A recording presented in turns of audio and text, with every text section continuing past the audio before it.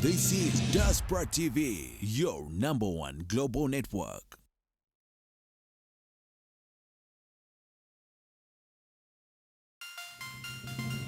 This is Diaspora TV, your number one global network. He's the Lord who breaks every chain. The voice he speaks is like a thunder. The Lord is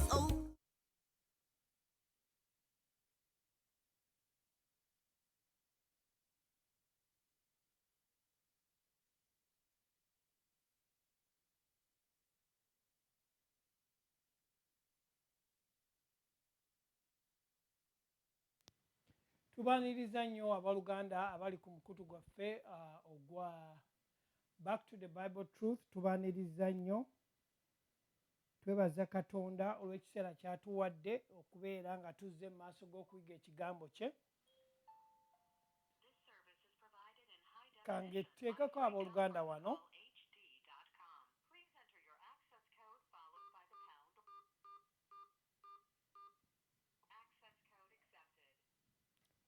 Babadde bavuddeko abooluganda, kansubire mutuwulira. Amiina. Musumba tusanyusa okuwuliza, weebale kubeerako, naye tetumanyi batuggyeko luli tubadde tutandise ne batuggyako. Ne mbaniriza nnyo abooluganda abali ku cyberspace, abali ku Facebook, abali ku Twitter, abali ku YouTube. Mbaniriza nnyo ku mukutu gwaffe ogwa Back to the Bible Truth, nga tuzze okumaliriza ekibuuzo ekyabuuzibwa ekikwatagana ne divorce, nti omukkiriza asobola okudivorcinga. Twagala tukimalirize olwaleero okuyita mu byawandiikibwa, era bonna abakyalina ebibuuzo nga bibadde bikwatagana n'okuyigiriza kuno kwe tubadde tuyigiriza, tulina email zaffe eziri ku mukutu ze musobola okugenda ne muceekingako ne musindika ebibuuzo ebirala ne tusobola okubiddamu, okubanga ebibuuzo ebimu ebiddibwamu tebiddibwamu na yes oba no, byetaaga okuddamu nga otuyise mu byawandiikibwa, kubanga nga bwe tuli abakkiriza ebyawandiikibwa bye bituluŋŋamya, bye byogera gye tuli, ffe tetwogera eri byawandiikibwa. Amiina. Mukama tumwebaza olw'akaseera kano katuwadde. Njagala muggyeyo ebitabo byammwe, abadde batuwuliriza muggyeyo amakalaamu, tugenda kuwandiika kubanga ebyawandiikibwa bye bituyigiriza. Tusabe.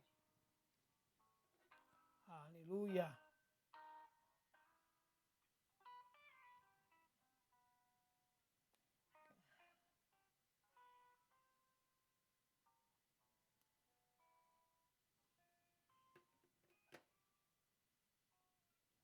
Haleluya. Tugenda kutandika. Taata, twagala okwebaza olunaku olwaleero olw'ekisa kyo ky'otuwadde okujja mu maaso g'okuyiga ekigambo kyo, era taata tukwebaza buli kinoomu agenda okuloginga on okuwulira ekigambo kyo, bikkula amaaso gaffe ag'omwoyo okutegeera n'okumanya. Mukama, tutambulire mu kigambo kyo, bwe tukiwulira tuleme okubeera obubeezi abawulize b'ekigambo naye abakozi baakyo nate. Taata, emitima gyaffe giri ready okukola ekyo ky'oyagala okuwulira ekigambo kyo, tubeere abakozi baakyo. Tuleeta buli kinoomu yenna gy'ali gy'ataddeko omukutu guno okuwulira ekigambo kyo, asobole okubuulira, asobole okufuna okubikkulirwa okuva gy'oli. Gwe ali mu ffe oli w'amaanyi okusinga Sitaani ali mu nsi amaanyi.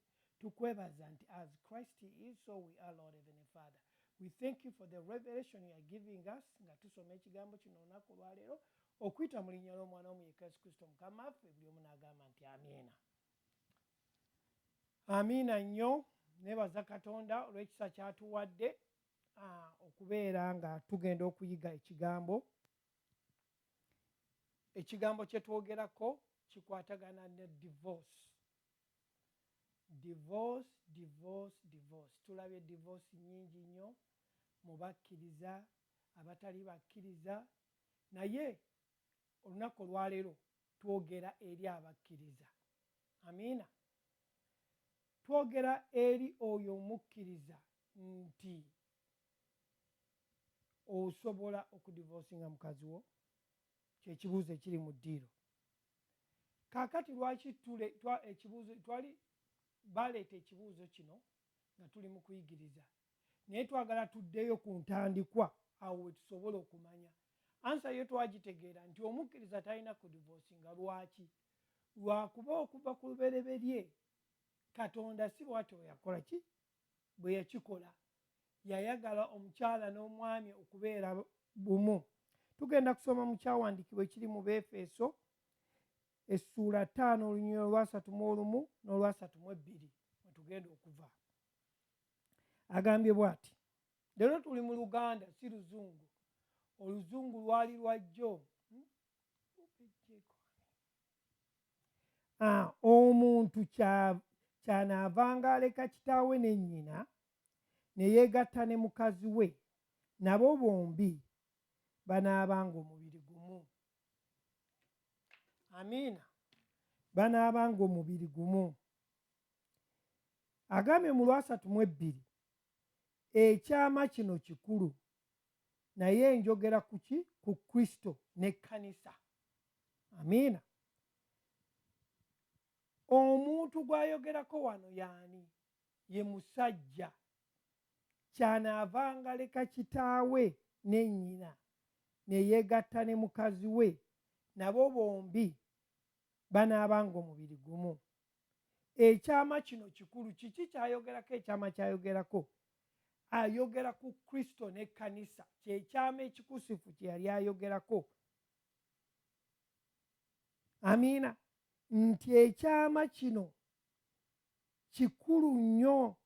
Omuntu bw'amala okutegeera ekyama ekyo ekya Kristo, obufumbe bwe buba bugenda kutambulira mu ki? Mu mirembe. Katonda ye yatonda obufumbo buno nga alina omusingi guno gw'ayagala butambulireko, ng'omusingi gwe yakola gwa buntu. Omuntu kw'alina okutambulira okutegeera obufumbo buno. Kyeva Bayibuli ebwogerako nti kyama ekikusifu, ekyo ekitumanyisa mu bufumbo. Kyova olaba Katonda aleeta abantu ababiri abo n'abafuula omuntu omu, nti buli famire erimu ekintu ekiva mu bufumbo era ekireeta obufumbo okubeera nti waliwo enkolagana. Mujjukire nti obufumbo okutandika walina okubeerawo enkolagana eriwo ey'abantu ababiri. Mulina okubeera n'enkolagana. Tosobola kuva eri n'ofumbirwa oba n'owasa muntu nga tewali nkolagana. Mumanyi kati tuli mu mulembe oguliwo nga famire eri under attack, eyigganyizibwa olw'enkolagana eriwo. Mbutuufu famire ne bwolaba divorce eriwo, famire eri mu kuyigganyizibwa. Kati ogenda n'olaba society yeenyigidde mu kubeera nti egezaako okulaba nti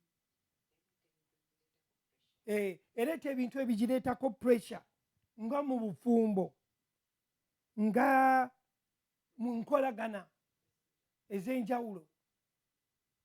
Kati tuyina okulaba nga emitawaana gino givaawo, naye tukoze tutya? Tuyina okulaba nti tusomesebwa. Nabagambye nti tuli kuki? Twogera ku muntu omukkiriza. Kati tuyina okuba nga tusomesebwa okuyita mu kusomesebwa okutuufu. Okusomesebwa okutuufu kwe njogerako kwe kuluwa? Okusomesebwa okutuufu kwe njogerako kwe kusomesebwa kwa Kristo kwe njogerako. Wano mu Luzungu bagamba nti the right doctrine, kwe kwa Kristo nga tuyita mu byawandiikibwa, kubanga ebyawandiikibwa bijja kutulaga engeri gye tujja okunyweramu mu mitawaana gye tuyitamu tusobole okwenjoyinga, tusobole okusanyukira mu nkolagana gye tulimu mu bufumbo. Bwe twasomye ekyawandiikibwa kiri kye twasomye mu Befeso 5 olunya olwa 3-2 lugambye nti obufumbo kintu kikusifu kyakwekebwa, naye wali agambye nti twogera ku kkanisa naani ne Yesu Kristo. Obufumbo bwa ku nsi kuno butulagaani, butulaga ekkanisa ne Kristo. Kati bw'omala okutegeera, mbulira bulungi owooluganda mpuliriza, bw'omala okutegeera enkolagana eriwo wakati wa Yesu n'ekkanisa, obufumbo bwe bugenda kutambula bulungi nnyo. Ojja kuba olwo otambulidde ku musingi ogwatandikibwako Yesu gwe yatandikibwako okukola obufumbo buno, Katonda ng'abutandika. Agambye nti yava awaayo omwana we ajje atuwe okutegeera ffe abakkiriza nga tuyita mu kumulisibwa kwani? Kwa Kristo. Ffe ng'abakkiriza yaleeta omwana we Kristo ajja atuwe okutegeera okuyita mu ye. Obufumbo, family life n'enkolagana byonna biva mu kutegeera okuyita mu ki? Okutegeera kwa Kristo, ffe ng'abakkiriza. Kati kitegeeza nti bw'oba totegedde bulungi Yesu Kristo oba Katonda ky'ayagaza mu bulamu bwo ggwe ng'omukkiriza, kiba kigenda kukubeerera kizibu okutambuza obufumbo bwo, kubanga atugambye wali nti ng'ekkanisa nga Kristo byonna bikwatagana na Kristo. Mujjukire buli kibuuzo ekyali kibuuzibwa Yesu Kristo nga boogera ku kikwatagana ne divorce, kyajjanga kibuuzo ye n'alyoka akiddamu nga ansa. Era buli bibuuzo byonna ebyali bimubuuzibwa okwagala okwogera ku bufumbo yabiddangamu nga ki? Nga ansa. Kyova olaba nga yabiddangamu ng'okuyigiriza bwe kwali. Wano kyava abagamba nti temumanyi, temusoma nti oyo eyatonda omukazi n'omusajja oba omusajja n'omukazi okuva ku lubereberye, yabatonda omuntu omu. Temumanyi, temusoma, ng'ayagala obbalaga nti obufumbo buno nze nabukola okuva ku ki? Ku lubereberye. Abooluganda batuuliza abakajja ku mukutu guno, twogera ku kibuuzo ekyajja omukristaayo asobola okugoba oba asobola okudivorcinga. Tetwagala kwogera bigambo byaffe, twagala twogere ebyawandiikibwa kye bigamba. Okuva ku lubereberye tulaba nga abazzaayo okutegeera ekyo kiki kye yali ayagala obbagamba, kubanga singa Yesu bwe yali ayigiriza teyabazzaayo ku lubereberye, yandibadde tatuukiriza ekyo kiki kye yali ababuulira. Amiina. Nga tukyagenda mu maaso, twagala tutunuulire tulabe nti mu bufumbo muno mulimu etteeka. Mu bufumbo muno mulimu etteeka, engeri gye baatuukiriranga obufumbo buno mu tteeka, ate mu bufumbo muno mulimu ekisa n'engeri gye baatuukiriranga mu bufumbo buno n'etteeka. Kiki kyentegeeza etteeka? Nti bwe twasomako emabega eri twalaba Musa ng'ataddewo nti bannange temuyina kugoba bugobi bakazi bammwe, wakiri mubawe ebbaluwa ebakola ki? Ebagoba, ebatongoza nti mugobeddwa. Kyekyo kyentegeeza nti mulimu etteeka. ate mu bufumbo muno mulimu ekiki ekisa. Kiki kyentegeeza nti obufumbo buno bulimu ekisa? Kaakati kati njagala bazaayo katono nti excuse me, nti bwe tuba tuyigirizibwa mu Bayibuli tulina okumanya emirembe, n'omanya kati guno omulembe gwe tulimu kati mulembe gwa kisa. Kati omukkiriza bw'omala okutegeera Yesu obeera mu mulembe ogusonyiwa omuntu nga tolinaako kakwakkulizo. Amiina. Kati tuli mu mulembe ogw'ekisa.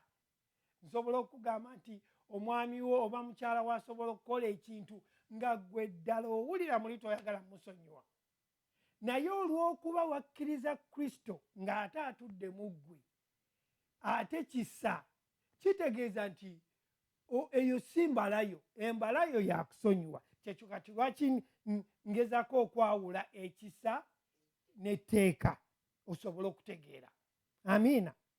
Bwe tweyongera wano tulaba nti abantu abamu kati bakyakozesa amateeka, etteeka okugoba bakyala baabwe, ne bamuwa ebbaluwa ey'okumugoba.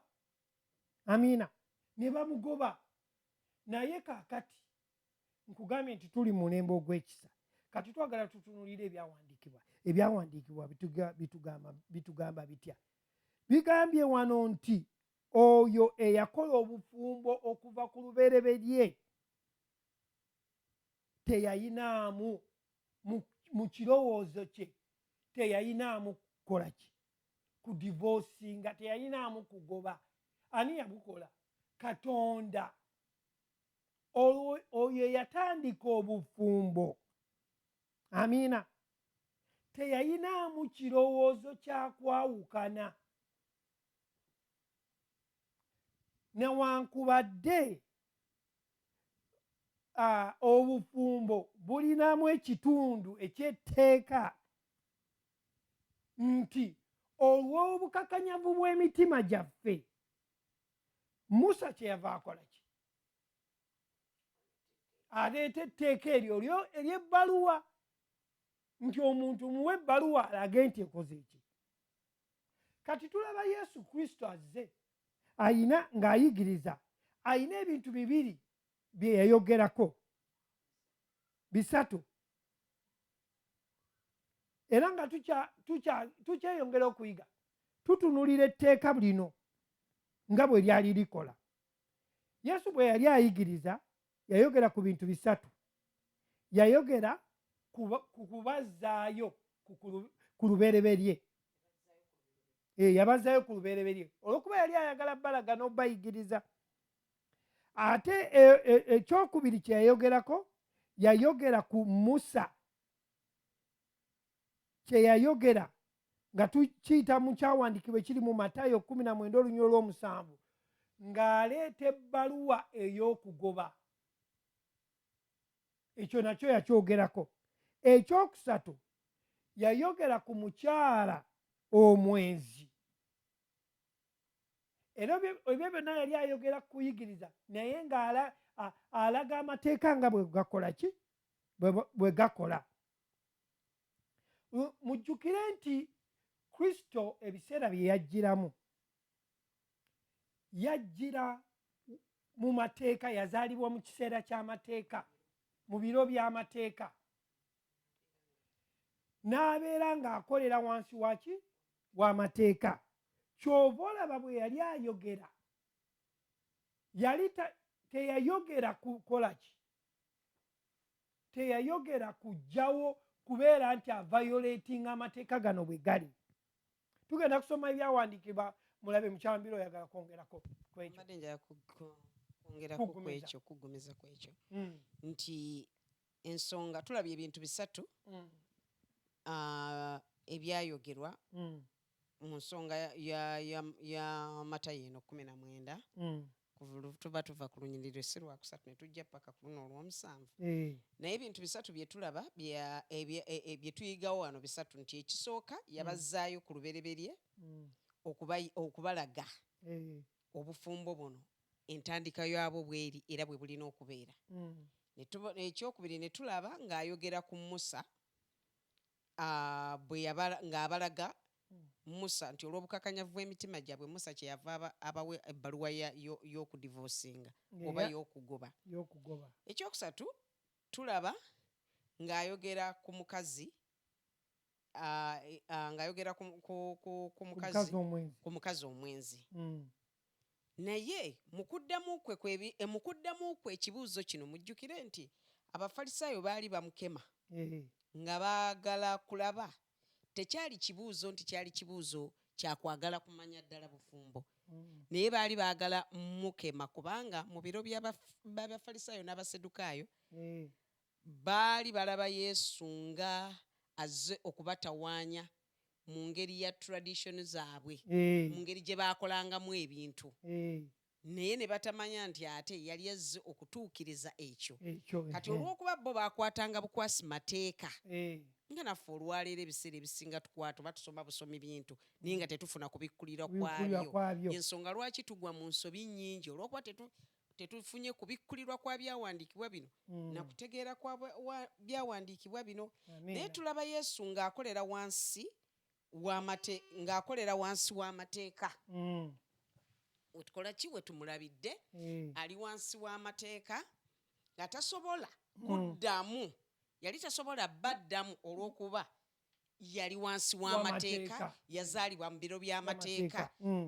Kati yalina okubaddamu okusinziira ku mateeka ng'aga Musa bwe gaali.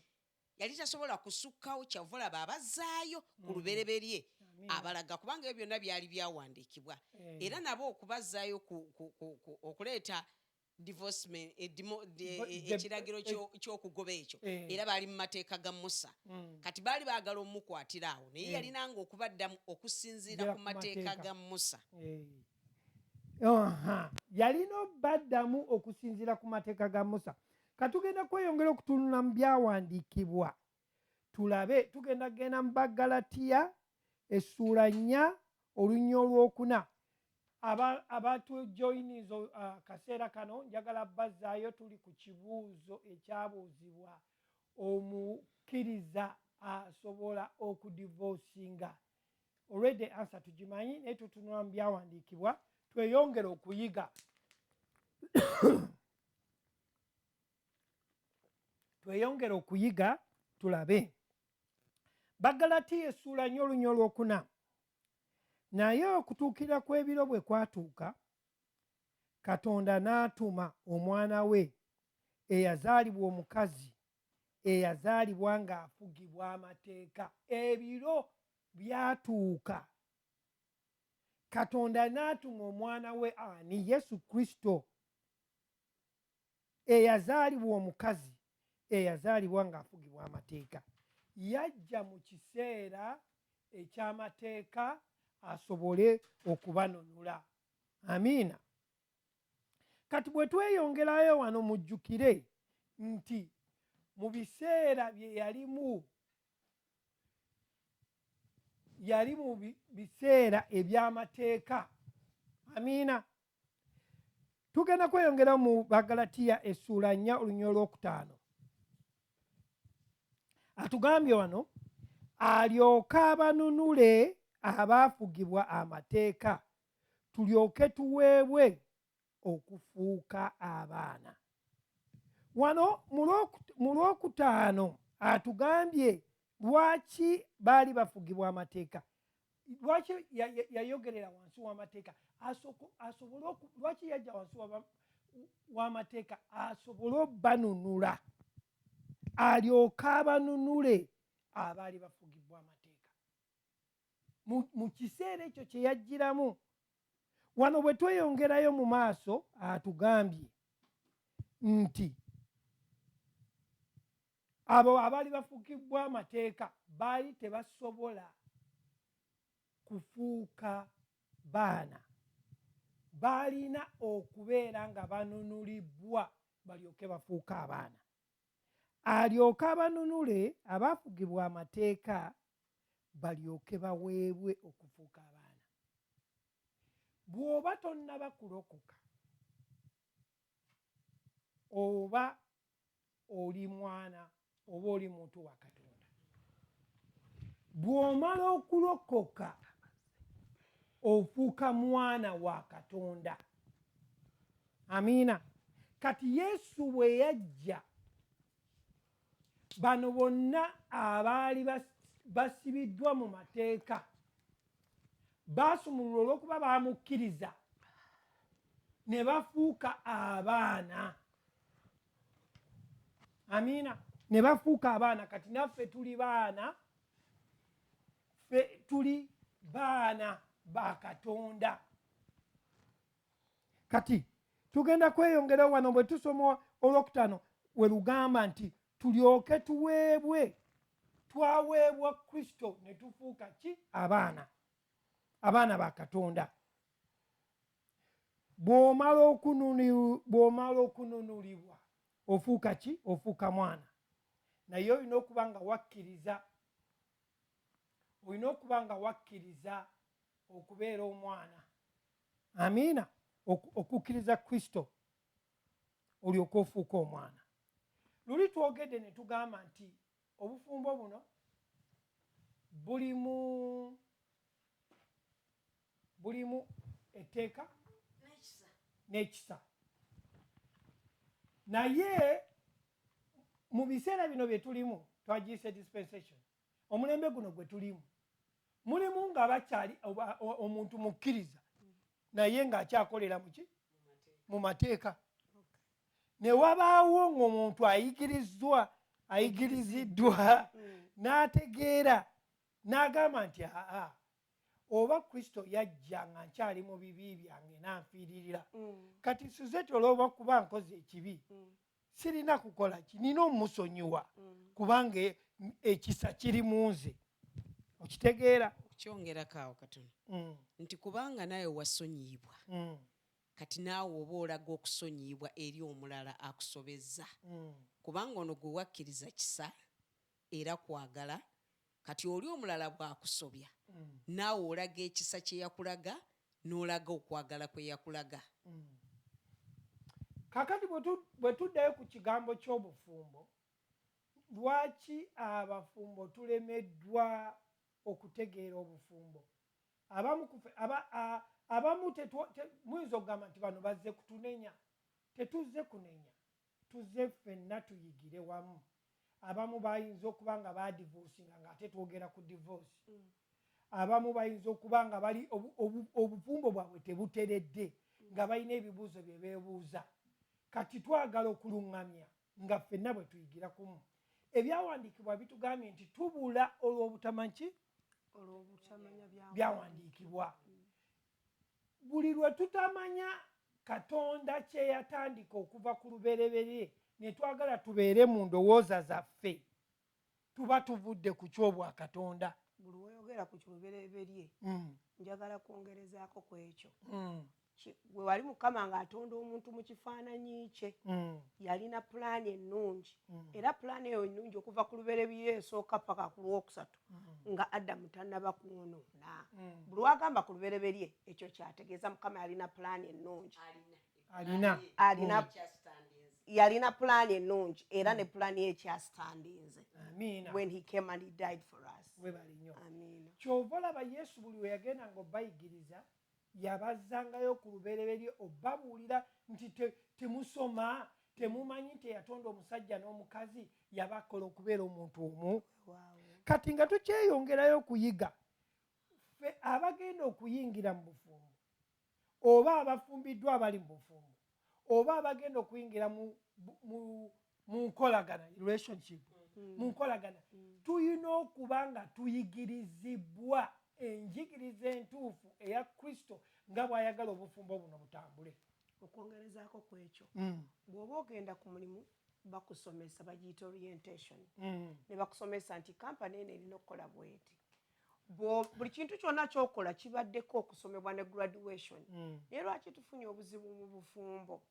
Kuba luli twakizuula bwe mwali mutusomesa nti teriyo obufumbo bwa Kikristaayo, wabula omukristaayo mu bufumbo. Kati gw'otwala Kristo mu kintu ekyo kubanga institution eyo ey'obufumbo Mukama yagiteeka ku nsi, naye eriko amateeka gaayo n'ebiragiro byabyo, Suzette sokoleke njagala oddemu akantu ako k'oyogedde ak'obufumbo bwa kuno ku nsi teriiyo obukristaayo muki teriiyo omukristaayo mu bufumbo wabula omukristaayo teriiyo obufumbo bwa kikristaayo wabula omukristaayo mu bufumbo kati ova olaba twagala naffe tuyambe bannaffe abamu abatannaba kigendamu oba abali mu kutabuka essaawa eno togamba nti akasanze nina kristo kaŋŋende naye olina okumanya ennono oba zezo ze principles ennono ezikola enkolagana n'omuntu musobole okuba nga munaatambula mwenna paka kuki bukadde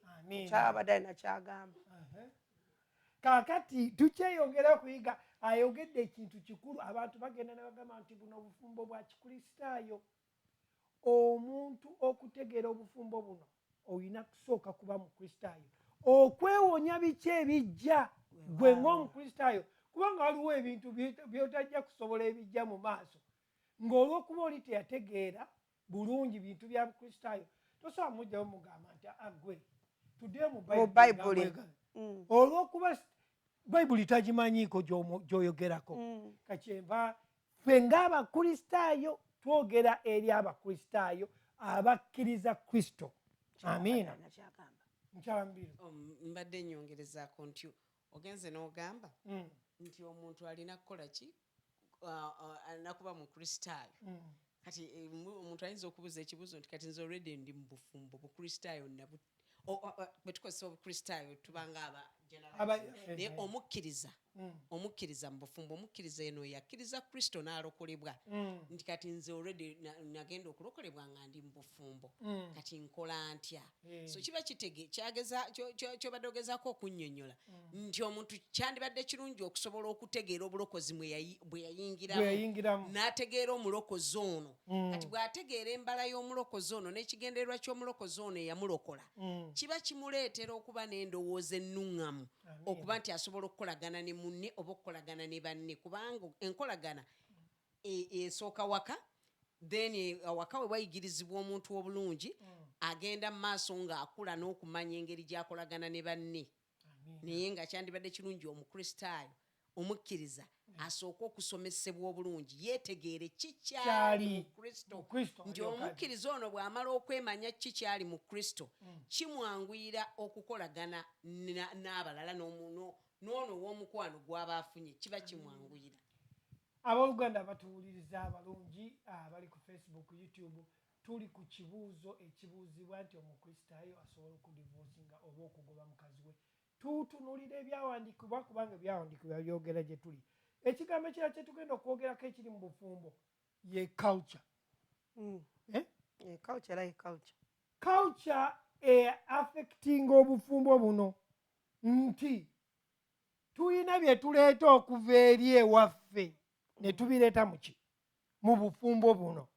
Kati mujjukire Yesu bwe yali ayigiriza buli kibuuzo kye baamubuuza kyajjanga ekibuuzo ate ye mu kuddamu kwe ng'ayigiriza kukwatagana ku bufumbo n'addamu ansa yaakyo. Kati tugenda okutunuulira nga guno omulundi ogwokubiri nga bamubuuza ekibuuzo abaseddukaayo mukyambiri. Mbadde nyagala kwongerezako nti buli lwe baaleetanga ekibuuzo kyajjanga kukemebwa era nga luli bwe twalabye abafalisaayo bajja nga bajja okumukema ne bamubuuza tebaali tebaagala kumanya nnyo byaki bya bufumbo naye Yesu n'ayita mu kibuuzo ekyo okubalaga oba okubasomesa ekituufu Katonda kye yagala okuva mu lubereberye oba kye yatonda okuva mu lubereberye. Ne wano kati tugenda okulaba abasedukaayo nga nabo bajja okubuuza kubanga abasedukaayo baali tebakkiririza mu kuzuukira nga bamanyiyo omuntu bw'afa biba biwedde bw'oko nakukwata amateeka ga wano ku nsi bwe gaggwa omuntu bw'afa kiba kiwedde. Kati na kino kijjanga kibuuzo era nga nakyo kyagala kulaba Yesu ono baagala omukwatira mu mateeka ga Musa. Kati awo wali we tutegeerera nti kyeyava azaalibwa mu biro by'amateeka asobole okununula abaali mu mateeka. Amiina. Kati tweyongereyo tutunule mu byawandiikibwa. Mukyala Mbiro obadde olina kyogamba? Manya Sister Suzette. Tugende mu Matayo, tugenda kusoma essuula 22 ove ku lunya olw'24 paka ku lw'26. Matayo 22:24 nti omuyigiriza Musa yagamba nti omuntu bw'afanga nga talina baana muganda we addangawo awase omukazi we azaalire muganda we abaana. olw'25 awo ewaffe yaliyo abooluganda 7 owoolubereberye n'awasa n'afa naye nga tazadde mwana mukazi we n'amulekera muganda we. neyongereyo genda paka ye ku lw'26. olw'26 bw'atyo n'owokubiri n'owokusatu n'okutuusa ku w'omusanvu. Kati bwe twasooka okusoma ekyawandiikibwa ekyo twalina okwewuunya. Kati tuli mu mulembe ogunoonyereza n'ogubikkulirwa buli kimu nti singa omulembe guno gwe tulimu oba society eno gye tulimu otta abantu 7 ng'oli mukazi omu bw'oti wandibaddewo okwebuuza. ate ebyennona nti kati awo ewaffe mu Africa bakugamba nti oyo omukazi aliko ekipali gwebale nnyo. Singa kati tuli mu mulembe gulio ogwa deliverance singa bagenda mu delivaringa kati kubanga sami oyo 7 naye bw'otunulamu bwe tuddayo mu buntu ogamba naye lwaki tetunenya mukazi ono notta omwami asooka n'okwata owokubiri n'okwata owokusatu n'owokuna n'okutano n'omukaga n'omusanvu nga togamba muti aa kankole ki wakiri kankomewa. nze ndowooza olw'okuba twogera nti culture ffenna gye tuvudde tulina ennono zitukwatako. kati omuntu wabeera nnyo mu culture mwakulidde mwazaaliddwa mwakulidde oluusi muli mu culture ezimu ensibe. kati tulaba ene culture tetumanyi baya culture yawe eno gye yali ey'Abayudaaya. omukazi baawa asoosa afudde abooluganda baali 7 owookubiri n'ayingirawo naye n'afa naye ng'era tazadde mwana mawe n'owookusatu paka ow'omusanvu gwe weebuuzeemu nawo n'omusajja agenda okuddirira muganda we lwaki tagamba bali bafudde nze sijja genda olaba kawuca kyekola. n'omukazi wattu being nti mu Buyudaaya abakazi baali tebalina kye bali kyemmanyi yali tayagala naye yeekanga bonna abasse olwa kawuca. kati bwe tutunulamu wano abooluganda batuwuliriza mulaba kawuca bwereetera omukyalo ono okubeera nti awasa abooluganda bonna ne afumbirwa ng'afumbirwa ki ekimuleetera obusika obuli mu kusikira mu kawuca nti alina okusigalamu asobole okuzaalira ki ekika ekyo naye bw'otunulamu era yafa takoze eki nga bonna tabazaali. naye kati omufu gwe bazaalira aba yeetaaga abaana mbadde ngamba aba yafa aba teyeetaaga baana. bebale nnyo tolaba nti ekawuca esiba omuntu nti ennono za buli bika kubanga ezo ennono abantu be bazikola its man-made bika byabwe ne bateekawo ennono ziva mu ndowooza yaabwe. lwaki? olw'okuba tebategedde bwa Katonda bwe bufuga. omuntu yenna bw'aba tannategeera Katonda nga tannaba mubikkulirwa okuyita mu Kristo ono abeera tategeera lwaki ali ku nsi kuno. kati ye aba alowooza endowooza ye n'enkola y'ebintu bye yemuleetera okuba omulamu naye ng'ekimuleetera okuba omulamu kwe kukkiriza obwakatonda buno okukolera mu ye kubanga ffenna tuli bitonde tulina okumanya tuli bitonde tulina eyatutonda. kati tuba tulina okukkiriza eyatutonda okutulaga engeri gye tusobola okutambuzaamu obulamu mu nsi muno. kaakati ate bw'otunulamu n'olaba kyova olaba nti bw'omala okuyigirizibwa n'otegeera omuntu omukkiriza amaze okutegeera Katonda teyeesiba nnyo ku nnono kubanga amanyi nti kaluki eno ebyakunsi bino biggwawo naye ate alina obulamu obutaggwawo kubanga guno omubiri gusigala wano omwoyo gwo gugenda lubeerera omwoyo gwe gulokolebwa omubiri gwe gusigala wano naye ate omwoyo gye gugenda kubeera mirembe na mirembe. so omuntu yandifuddeyo nnyo okulaba omwoyo gwe gye gugenda okubeera kyeva enjiri ebuulirwa abantu ne balokolebwa basobole okufuna obulamu obutaggwawo. amiina. kati njala tutunule mu ssuula eddako tuli mu Matayo 22 olunyolo lwa 27 Matayo 27 olw'omusanvu olwa 27 oluvannyuma olwa 28 bonna nga baweddewo n'omukazi n'afa otyo kale mu kuzuukira aliba mukaani kwabo omusanvu kubanga bonna baamuwasa. abasajja bano abaseddukayo abaali babuuza ebibuuzo bino baalina ekirala kubanga baali tebabuuza lwa culture oba lwa mukyalo oyo eyawasa abantu omusanvu. bo baali babuuza olw'enkola yaabwe gye baali bayina okitegeera kati babuuza nti oluvannyuma lwa byonna nga biweddewo omukazi n'afa kale mu kuzuukira ono agenda kuba waani? agenda kuba waani? Yesu n'addamu atya? awo wetugenda tulabe yaddamu atya Yesu naye Yesu n'addamu n'abagamba nti mukyama olw'obutamanya byawandiikibwa newankubadde amaanyi ga Katonda kubanga mu kuzuukira tebawasa so tebafumbirwa naye balinga bamalayika mu ggulu. abaddamu kubanga ye yatandika mujjukire nti yabazzangayo wa ku lubereberye abagamba nti abooluganda obuseegu bwammwe bukoma no ku nsi mu ggulu teri mukazi waani teri kuwasa oba musajja waani ffenna tulinga bamalayika weewaawo.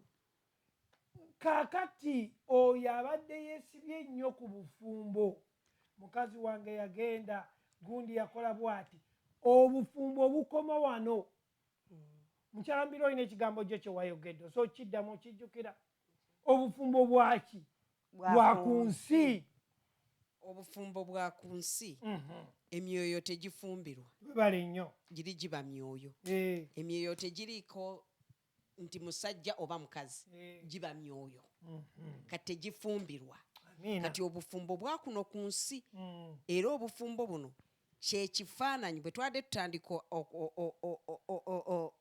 tutandika okusomesebwa twasomye mu Ephesians Abefeso 5 olunyiriri olw'okumeka twatandikidde ku lwakumeka twatandikidde ku lunya olwasatu mu olumu n'olwasatu mu bbiri lwatulaze nti kiki yabadde atulaga Pawulo kiki yali ayagala otuyigirizaawo yali ayagala okutuyigiriza nti obufumbo bagita mystery ekyakwekebwa ekikulu ekyakwekebwa kyali ekyakwekebwa ye yali Kristo kyekyali ekyama ekyo nga kiraga ekkanisa ekkanisa ne Kristo kati obufumbo buno kifaananyi ekiraga ekkanisa ne Kristo nti omukristaayo yenna bw'asomesebwa n'ategeera ekyo nti Kristo yajja okununula ekkanisa eno ate bw'amala okuginunula afuuka omuntu omu n'ekkanisa bafuuka omuntu omu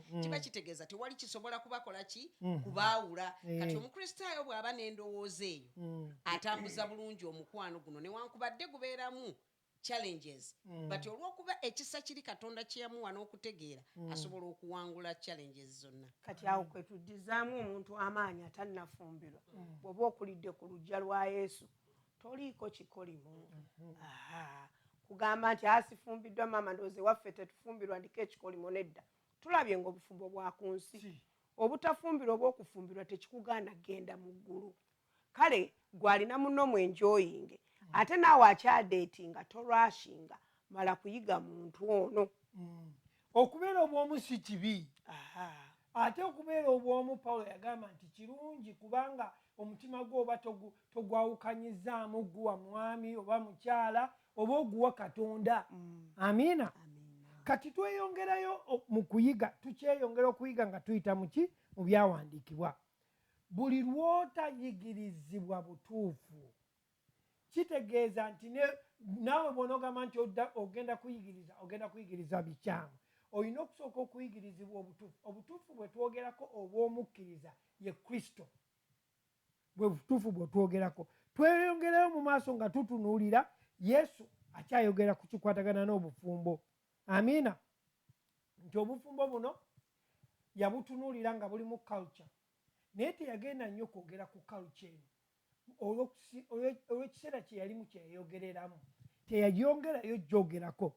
Kati twagala tutunuulire tweyongere tutunuulire mu bbaluwa za Pawulo abatume bazoogera katono nnyo ku kya culture lwaki teyayongerayo ku culture kubanga obufumbo bwali bwaweebwa omwana w'omuntu nga bwaweebwa muntu ku nsi kuno kati yaleka culture ng'omwana w'omuntu kyava teyagyongerako n'agireka bw'atyo. Okay, teyagyongerako. Kati mbadde nkyabagamba nti twagala tutunuulire Yesu Pawulo abatume mutume Pawulo yayogera atya ku bufumbo buno. Mujjukire nti mu bufumbo baayogera nga byalinga bibuuzo ebyebuuzibwa. Wano tugenda okutunuulira omukazi omukazi eyayenda. Amiina. Tugenda kusoma Abakolinso ekisooka. Kati tunagenda mu Bakolinso ekisooka. Twagambye nti buli kintu kyonna ekikwatagana ku bufumbo kyajjanga nga kibuuzo. Ekitegeeza nti mu Bayibuli muno temuliimu essomo oba chapter esomesa kuki ku bufumbo. Naye nga tulaba kyekiri ekijja nti tewali mukristaayo bufumbo bwa kikristaayo wabula waliwo omukristaayo mu bufumbo. Olw'okuba omuntu ono alokolebwa Mukama amulokola n'amuyigiriza embala ye n'aba n'embala ya Katonda, kati bw'ayingira mu bufumbo omukristaayo yakola obufumbo, mukkiriza yakola obufumbo. Kati tulaba ano kyajjanga era kibuuzo eri ekkanisa y'Abakolinso ng'ekkanisa eno yali ntabufu nnyo ey'Ekolinso eno yalinanga emitawaana gyayo mingi naye mu mitawaana egimu ku gyo mwe mwali ogw'obwenzi.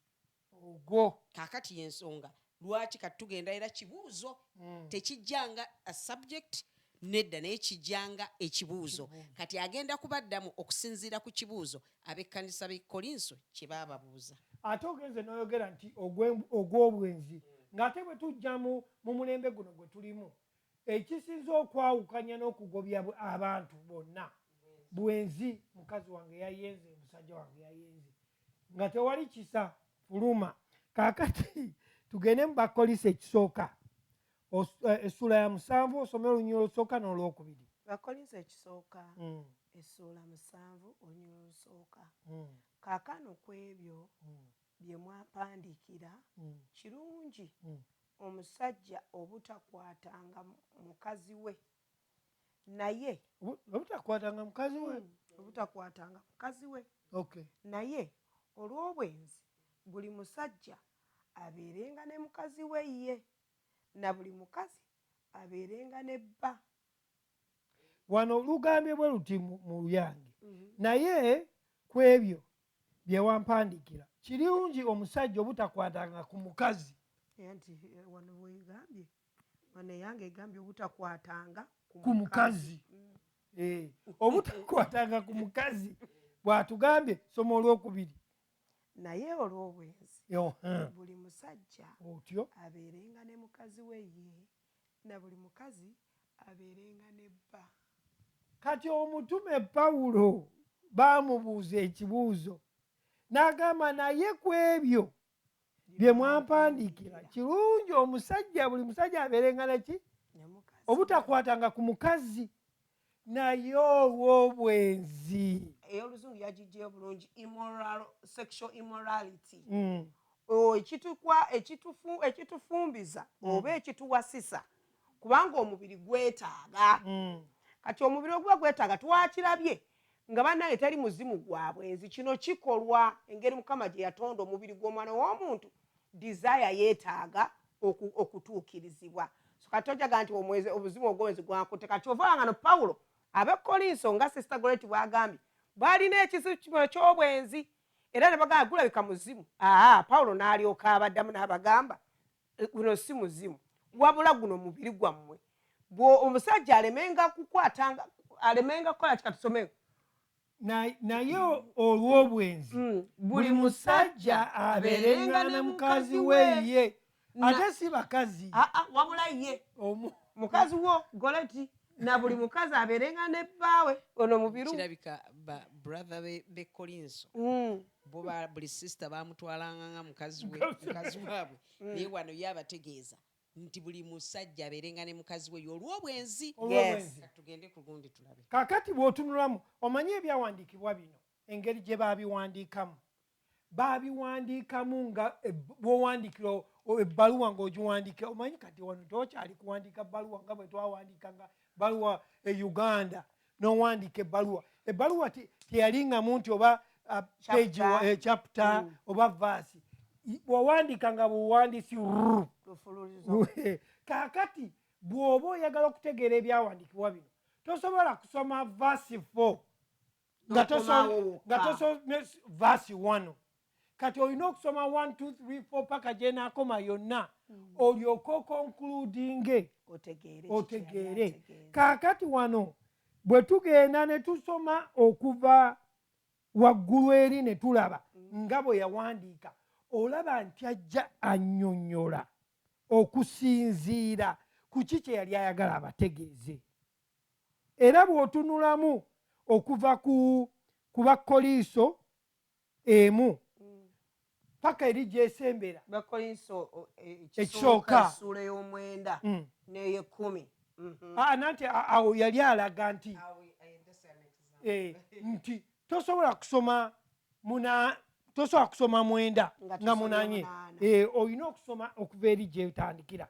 Kati twagala tweyongereyo tulabe lwaki omusajja olina okuba n'omukazi w'omu. Tugende mu Bakolinso ekisooka 6 essula 6 olunyo 18. Lugamba mwewalenga obwenzi buli kibi kyonna omuntu kyakola kiri ku mubiri naye ayenda akola ekibi ku mubiri gwe ye. Mwewalenga obwenzi atuteereddewo ki obuddukiro buli kibi ky'omuntu kyakola kiri ku ki. Tagambye nti buli kibi ky'omuntu kyakola akyonoona akikola kwani ku Katonda naye kiri ku gwe ku mubiri gwe naye ayenda akola obubi kiri ku mubiri gwe kiri ku mubiri gwo. Oluusi nanti tumanyi ta nyenze eri Katonda lwaki jo twakinnyonnyodde bulungi mu Luzungu nti lwaki ekibi kino eky'obwenzi bw'oba okikoze kiri ku mubiri gwe. Mukyalo n'atunnyonnyola bulungi n'agamba nti olw'okuba Kristo yajja n'atufiiririra kati ali mu ffe tuli mubiri gwa Kristo kyova olaba bwe tuba twenze oba oyenze ku mubiri gwa Kristo oguli mu ggwe. Oba nkinnyonnyodde bulungi? Kinnyonnyodde bulungi. Kakati naye twagala tulabe lwaki Pawulo atuwa amagezi okudduka ku bwenzi buno. Tugende mu Bakolinso ekisooka essula y'omusanvu olunyo olwokubiri. Bakolinso ekisooka essula y'omusanvu olunyo olwokubiri. Naye olw'obwenzi buli musajja abeerenga ne mukazi we ye na buli mukazi abeere ne bbaawe. Kati wali atugambye gye tusomye okwewala obwenzi owase. Kati gwe bw'oba oyagala mukyalambirira kinyonyojjedde luli nti mulimu abooluganda nga ye tasobola kukigumiikiriza ng'omubiri gulina makidizaaya ng'omubiri gulina makidizaaya. Kati oba olina kukola ki? Wasa. Naye bw'oba ogenda kuyingira mu kuwasa nga olina kuba muki olina kubeera kubanga olina okusomesebwa kubanga n'oba tonnasomesebwa bino bigenda kusumbuwa. Buli gw'onoolaba nti ajja kuba mukazi wo okitegeera. Kakyava akugamba wano nti naye olw'obwenzi buli musajja abeerenga ne mukazi we ye na buli mukazi abeere ne bbaawe. Amiina. Kati twagala okweyongerayo. Nkyalambira obadde olina kyagala okwongerakaawo mu dakiika 5. Twagala tukkirireko katono kintu kino twagala okukifunza kyonna olwaleero tukikole ki tukimale. nti buli lwoba nga totegedde kigambo kya bufumbo kino kitegeeza nti obufumbo bwe bugenda kubeeramu obuzibu, kitegeeza entambula yo enkolaganawo yo n'owewuwo egenda kubaamu obuzibu nga ggwe omukkiriza. Twogera eri omuntu omukkiriza. Ajjo twakyogeddeko twakilasturatinze bulungi jjo ku ekigambo eky'obwenzi. Sister Suzette yakigaziizaamuko n'ekyongerezaako nti endowooza. Endowooza ekikolwa kyonna kitandikira mu ndowooza n'otandika okkifumiintirizaako. Kati omukkiriza bw'anaaba anaayiga endowooza y'okukyusibwa okuba nti alowooza nga Kristo gwe yakkiriza, kubanga ebyandikwa bitugambye nti Yesu nga bw'ali naffe bwe tuli, ekitegeeza mu nkola mwakolera, mu ndowooza mwalowooleza, mu nkola mwalabira ebintu, naffe mwe tukola ki? Mwe tulabira. Kiba kitegeeza omukkiriza bw'atandika endowooza yeeno okusomesebwa obulungi n'atandika okulaba ebintu mu kumulisibwa kwa Kristo, kiba kitegeeza nti buli kyagenda okukola agenda kubeera ng'akola ki? Mwegendereza. Kiba kitegeeza nti buli kirowoozo kyonna kyagenda okusalawo ateeka kukimala kikubaganyaamu kulaba nti ddala kimugwanira okukola ekyo. Kati omukkiriza oyo bw'atatambula lugendo olwo lwa kusomesebwa na kwegendereza, yesanga akolanga bwe yakolanga nga tannajja mu ki? Tannayingira mu kukkiriza kwa Kristo. Kubanga okukkiriza kuno Kristo kwe kutuleetera okulowooza obulungi, kwe kutuleetera okukola kwa tusooka kulowooza ekikolwa ne kijja. Ekikolwa kisa ekigambo ekirowoozo, ekirowoozo kye kireeta ekikolwa. Kati kitegeeza nti omuntu omusajja Pawulo atusomesezza atugambye nti kyavanga aleka kitaawe ne nnyina ne beegatta ne mukazi we ne bafuuka omuntu omu. Pawulo atuyigiriza n'atugamba it was a mystery ekyali ekikusikiddwa. Ekikusikiddwa ye Kristo ono. Ekitegeeza nti ffenna okutambulira mu buwanguzi tuteekwa kubanga tutegeera Kristo ono, embala ye, kikyatwagaza ng'abantu, ye tuovercominga tutya obwenzi buno. Pawulo atugambye tudduke eri obwenzi. Omuntu yenna bw'abeera nga ayaka y'oluganda ekiyise kwata, ekiba kitegeeza nti omuntu nti omukkiriza olw'okuba ekisa kya Katonda n'okwagala kwa Katonda mwekuli n'amaanyi gano gasobola okuresistinga ekirowoozo kino. Ate oli atannakkiriza kyaba tagalina, naye gwe olw'okuba olina okutegeera okwo n'amaanyi ago agakwempoweringa to resist ekirowoozo, osobola okuresistinga ekirowoozo ekyo n'okola ki? N'ogaana. Abatuwuliriza olunaku olwaleero twagala kuggalawo, twagala kumaliriza, naye njagala obbagamba omukkiriza tasobola kugoba mukazi we. Okusinziira ku byawandiikibwa kye tusomye, ekigambye nti okuva ku lubereberye Katonda yatonda omusajja n'omukazi ng'ayagala babe bumu, naye olw'obukakanyavu bw'emitima gyaffe Musa kyeyava ateekawo etteeka ly'okugaba ki? Okugaba ebbaluwa ey'okugoba. Naye si bwe kityo bwe kiri, bwe kyali ku lubereberye, si ye yali pulaani ya Katonda. Era esigadde nga pulaani ye esigadde kubanga kyeyayogera kyekiriba.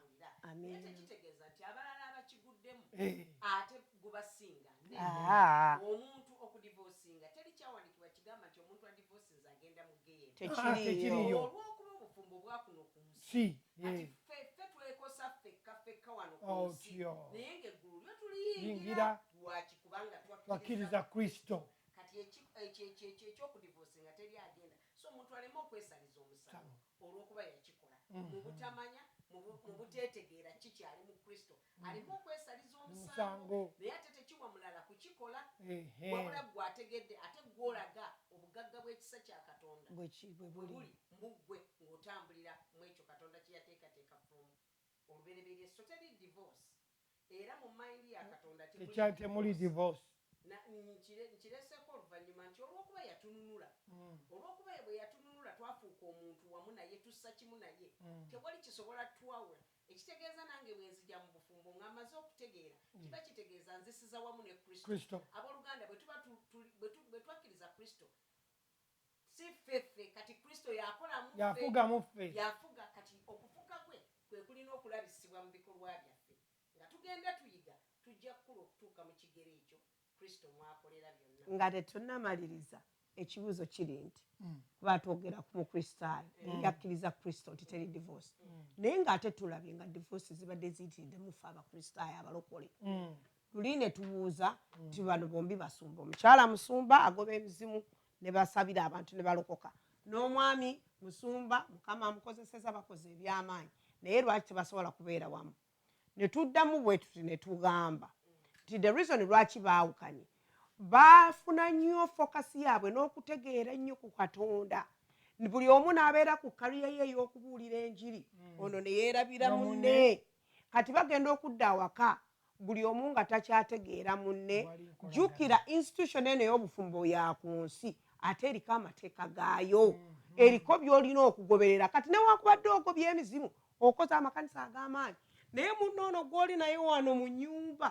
bw'oba totegeeraganye naye era temujja kwawukana ate era ne tufuna n'ekibuuzo ekirala nti olwo omuntu asigalemu mu bufumbo kubanga divorce mukama tagyagala bakukube bakutte paka maaso okuvaamu n'ogamba otya mwami mubiru neŋŋamba nti nedda tosobola kusigala mu bufumbo nga bakola ki kubanga ekyo si kyabwakobakukuba baagala okutta tekikkirizibwa gwe kukuba muntu kumutta olw'okuba ali mu bufumbo tekiriyo tewaliyo kyawandikibwa kigamba nti sigalamu awo bakukube paka wonoofa abooluganda tuli baddembe mu kristo weewaawo ekisa kya katonda kyatununula bwe tuba nga katonda mirembe naffe tulina kuba mirembe awatali mirembe sirina bwe nnyinza kubeerawo wabula owooluganda ono bw'ayitirira endowooza enkyamu eno n'abeera kagoggo n'abeera ng'akola kubanga aliwo n'obwenzi obwentakira obutakoma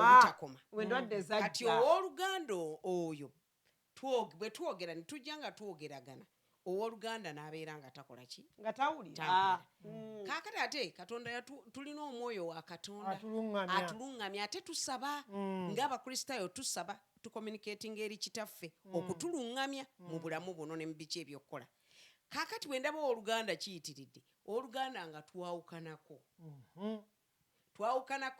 nga tugenda eri abasajja ba katonda abasobola okutuluŋŋamya n'okutuyigiriza mu institution eno engeri gyekola oba okufuna ba professional counselor abasobola otukansolinga abategeera ku bintu bino engeri y'okutaba y'emikwano engeri gye girina okuba ne twewa obudde bwe twewa obudde owooluganda kiva eri muntu okubuulirwa omuntu obuulirwa naye okusalawo okuva eri muntu ddala kati okiva eri muntu oyo bbanga eryo yetumaze nakiki kyasazeewo okukola nekyatakola awo then ebiddirira ne mulyoka mwawukana bulungi era nga twagala n'okuzaamu amaanyi gwe yayita mu divorce kubanga waliwo sitigima nnyingi nnyo ku muntu eyawukana ne bbaawe olina bakusalira omusango nti oyo tasobola nakubuulira njiri amaka gamulema nedda toggwamu maanyi katonda akyawa divorce naye si ggwe eyayawukana n'omuntu katonda yajja n'akufiirira oli very precious oli muntu mulungi nnyo mu maaso ga katonda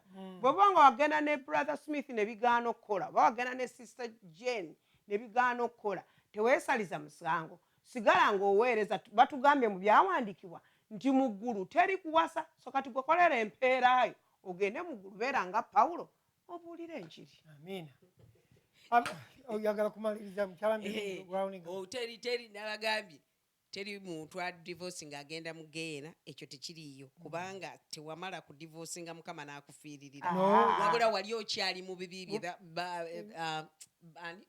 Ephesians 2 bwe tugambye bwe wali okyali mu bibi n'akufiiririra ekitegeeza tewamala kuwasa n'alyoka akufiiririra ekitegeeza wakkiriza kyewakkiriza bwe bulokozi wajjawo endowooza egaana obwakatonda n'okkiriza endowooza ey'obwakatonda kati kino ekikolwa ekikuleetedde okuleka omuntu ekyo si kyekikutwala jjukira ye yatupafekitinga ye yatusomesa okuba abatukuvu obutukuvu ye yabutuwa era yabutusomesa mu kuyita mu kusomesebwa endowooza zaffe ne zigenda nga zikyuka ne zitandika okukola ebikolwa eby'obutuukirivu kati ekikolwa si kyekikutwala mu ggulu wabula okukkiriza kwo kwekukutwala kati owooluganda bwe biba byagaana bwe biba byakola kisigala ng'oli musanyufu ate gwe oli bulungira nnyo kubanga okwagala kwo tolina bw'okugabanamu okwagala kwo kwonna kuli eri Kristo kati weereza Kristo n'omutima gumu Amina. Twagala okumaliriza mwami birugwe nga tugamba gwakyali singo gwe kwe tusimbyeko essiira kaakano gwali mu dating totunula butunuzi ka assistant kali skini kalina kontuwa nyindo ogote enviiri mpanvu enjala zikoma eri. Marriage is more than looks. Mpesi mu Luganda obufumbo busingawo nnyo okusinga entunula. Omuntu alina ankubye aliko entumbwe aliko ebbina aliko ebbeere. Obufumbo busingawo ebbeere busingawo ebbina busingawo entumbwe. Olina okumanya omuntu avaawa yakuzibwa atya bw'anyiiga naddala ng'anyiize. Wano nga mukyali mulaavu teri anyiiga naye omuntu anyiiza ayinza okujja ejjambiya n'akutema n'ofiira bwere n'ogera osinkana omutonzi ng'ekiseera tekinnatuuka. Weegendereze naawe omuvubuka omuto naawe omuwala omuto peer pressure bamuzeeyi bamaama buli ddakiika olaba omugole owasa ddi abaana temubateeka ku peer pressure culture bw'oweza emyaka 25 olina okuwasa. Leka abaana benoonye mpola mpola bajja kufumbirwa bajja kuwasa. Amiina. Ebyange tunyweza abakkiriza mu kigambo kya Katonda nti mweyongere okuwaayo obudde obw'okusomesebwa. Banaye bwe tusomesebwa tukyuka naffe si we twali naye olw'okuba tugenze tusomesebwa tugenze tuyaayaana okumanya Katonda ono endowooza yaffe egenze ekyuka. Webale nnyo okwogera ku kigambo ky'okusomesa. Ekigambo ky'okusomesa ne mulaba banywesa abantu Pepsi Cola n'okulya omuddo olw'okuba abantu basomesebwa bukyamu babadde mu njigiriza enkyamu emyaka 5. Omuntu afunye enjigiriza enkyamu mu myaka 5. Va ne ku ekyo ka klipu kabadde kava Zambia. Musumba muvubuka alabika bulungi nnyo alina ekkanisa naye yabadde atuula ku bantu ng'abafuuyira omukka. Kati nga bagamba nti ate wamala okufuuyira omukka dduka mu nnyumba obeera awo osabe ennaku 7 obugagga bugenda kujja. Naye tulaba principles za Mukama agamba tatakole n'okulya taliyenga. Okyova olaba nga n'abatali balokole bagagga n'okusinga abalokole. Lwaki? Bagoberedde principles z'obwakatonda nti kola investment ofune obugagga naye so si kufuuyira. Amiina abooluganda. Olwaleero mujjukire nti buli Lwakusatu tubuulira mu Luzungu naye kye tubuulira mu Luzungu kibuulira ne ku Lwokuna mu Luganda nga tujja. Kati okuyigiriza kwaffe okw'ekibuuzo kino eky'omukristaayo okudivosinga kikomye wano naye mu kuyiga bw'oba olina ekibuuzo tulina email zibawe. Eyange eri gossep GOSSEMP2@gmail.com. Eyange eri susajjabi@gmail.com. Kati sindika ebibuuzo naye mu kuyiga nga tukyayigiriza waliwo tuli ku syllabus gye tuliko gye tugenderako ojja kusangamu ebibuuzo nga biddibwamu. Kati tugoberere subscribing. Genda ku YouTube, genda ku Facebook, genda ku Twitter, tugoberere olabe ebiki bye tuyigiriza. Mukama abawa omukisa mwebale kolologenga on. Amina. Taata tukwebaza olunaku n'olwaleero tuwulidde ekigambo kyo kituzizaamu amaanyi. Ayi taata mu bibuuzo bino ebigenda mu maaso ebyokwawukana ng'ate abantu bamanyi Kristo. Taata tukwebaza jangu weyongere okutwebikkulira okutusomesa bwe tusobola okurelatinga with each other. Tuyambe tutegere nti watufiirira mu byonoono byaffe n'otusonyiwa. Naffe Mukama ekigambo kusonyiwa kyakwogerako naye si kyangu kuteeka mu bikolwa. Tuyambe ti abaana aba batukoze obubi tubasonyiwe tusobole naffe obbasumulula. Ayi taata omutukuvu tusabira buli muntu yenna abadde ayita mu trials and tribulation mu by'obufumbo oba w'amaanyi okutegeera n'okumanya oba wanguze. Jawo sitigima eno omuntu waba ayawukanye nga takyayagala kubeera mu bantu nga bagamugamba oyo yalemererwa abuulira biki nga tasobola nakubeera n'amaka. Taata ng'ate oba tebajja kwennyonnyolako biki ebyagenda mu maaso naye gwe wafuuka omutango gwabwe. Leka basobole okubeera mukama kitange bafulume ebweru babuulire enjiri mu buvumu ayi taata omutukuvu baleme kwesaliranga musango buli kiseera mu linnya erya Yesu Kristo Omunazaalesi. Tusabira abo abakyadeetinga, tusabira aba planning okugenda okufumbirwa, taata nabo bawa amagezi babeere trained mu bintu kye bagenda okuyingiramu nga tebagenda kivaamu ayi taata kugamba nti ate kati omutima tegukyatujja mpulira nze ono saagala nakumulabako. Naye kwe kusaba kwaffe bawa amagezi n'okutegeera n'okumanya how to relate with each other, how to relate with mother-in-law, how to relate with sisters-in-law and brothers-in-law. Bonna baleeta obujjanja mukama kitange mu maka g'abooluganda obawa amagezi how to deal with these people. Bw'abanga mother-in-law ayagala nnyo omwana we naawe afumbiddwa mu maka go otegeere singa maama teyaleeta mwana oyo tewandisobodde kukola ki kubeera naye omuwa amagezi omukyala asobole okubeera kaamu. N'omwami ataagala kuliibwako kantu konna ng'agamba nti naye basisa bunaku basiiba wano sikyalina ssente zigula mmere naye omuwa omwoyo w'ekisa okubanga akola ki abeera ng'adiiringa n'abasisters abatava mu maka gaabwe mu linnya erya Yesu Kristo. Abo abatannaba kuzaala mukama bayamba enda zaabwe zifune abaana mu linnya erya Yesu Kristo ayi taata. Tukwebaza eri abo abeetaaga ssente kuba n'obufumbo obutalimu ssente bannange nabwo si bulungi ne mubeera mukasiisira enkuba n'etonya amazzi ne gabatonyera. Taata bayambe eyo eddaala baliveemu mu linnya erya Yesu. Bawa amagezi how to do business basobole okuva mu ddaala eryo mu linnya erya Yesu Kristo Omunazaalesi. Tusabira eggwanga lyaffe Uganda lyalumbiddwa abatujju tetumanya ani yakikoze naye tulaba omulabe Sitaani ayagala kunyigiriza ggwanga lyaffe. Mukama otuyita Pearl of Africa, otuyita eggwanga eddonde, otuyita eggwanga erigenda okubulira enjiri mu mawanga gonna. Kati nno omulabe Sitaani ayagala kuzikiriza abantu baffe, ayagala bajjako emirembe n'essanyu. Bw'omulabe Sitaani tolina buyinza ku Uganda. Olunaku olwaleero tutwala obuyinza mu linnya erya Yesu Kristo. Tulagira omubi oyo yatudde n'afumba ekintu ng'ayagala kutta abantu ng'ebiseera byo tebinnatuuka. Ogwo omwoyo omubi ogubadde gumukoleramu okufa okuva ku kikolo mu linnya erya Yesu Kristo. Leka ekisa kya Katonda kimumaamire. Leka obulungi bwakutaba banga badde balina tenti mukama kitange gye batuddemu. Leka ekisa kyo kigenda omwoyo omutukuvu oyo alumiza ekibi n'omusango agende mu tenti yaabwe mukama kitange abajjemu ebirowoozo ebyo ebikyamu ebibadde bibalimu baleme kulumba ggwanga lyaffe mu linnya erya Yesu Kristo. Tulangirira emirembe, tulangirira obukuumi obw'enjawulo obutali mu mundu obutali mu muntu yenna kubanga gwe bw'oba tokuumye ekibuga abakuumi bakuumira bwereere. Tulangirira obukuumi mu Maserengeta, mu Central, mu Mambuka neno mukama kitange mu North. Tulangirira obukuumi mu linnya erya Yesu Kristo Omunazaalesi. Taata tukwebaza nga tugenda ne mu Thanksgiving bantu bangi yabamu tebalina na ssente zikola shopping naye kwe kusaba kwaffe nti baleme kugenda mu depression. Leka obulungi bwa Katonda bubabeereko mu linnya erya Yesu Kristo Omunazaalesi. Tukwebaza kubanga okitukoledde mu linnya erya Yesu tusabye. Amiina, amiina, amiina. And remember, Jesus Christ is still in full control. Be blessed. We'll meet next week.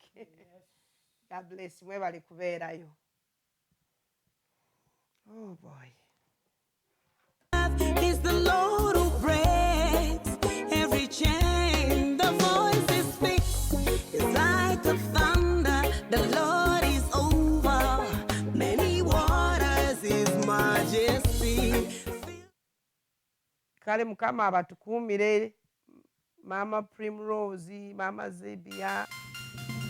This is Diaspora TV, your #1 global network.